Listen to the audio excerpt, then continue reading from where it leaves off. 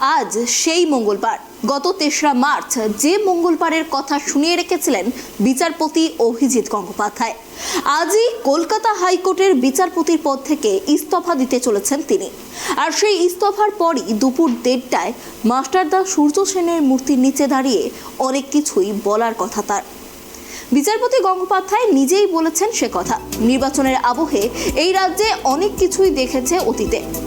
রাজনীতিকদের দলবদল থেকে তারকার রাজনীতিতে যোগ, 2021 থেকে ভোট তো চমকিত করে রাখছে রাজ্যবাসীকে।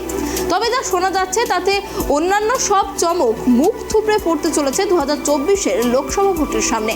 এ নিয়ে বসন্তেও বাংলার হাওয়া যখন গরম, সেই আবহেই আবার অভিজিৎ গঙ্গোপাধ্যায়ের মতো বিচারপতির ইস্তফার পথে হাঁটা। জোর জল্পনা বিচারপতি পদ থেকে সরে এবার রাজনীতির আঙিনায় পা রাখতে চলেছেন বিচারপতি অভিজিৎ গঙ্গোপাধ্যায়। গত কয়েকদিন এমন জল্পনা তুঙ্গে। আজ ইস্তফা দেওয়ার পর অবসরপ্রাপ্ত হয়ে যাওয়া বিচারপতি গঙ্গোপাধ্যায় কি সেই বিষয়ে মুখ খুলবেন, সেদিকেই তাকিয়ে রাজ্যবাসী।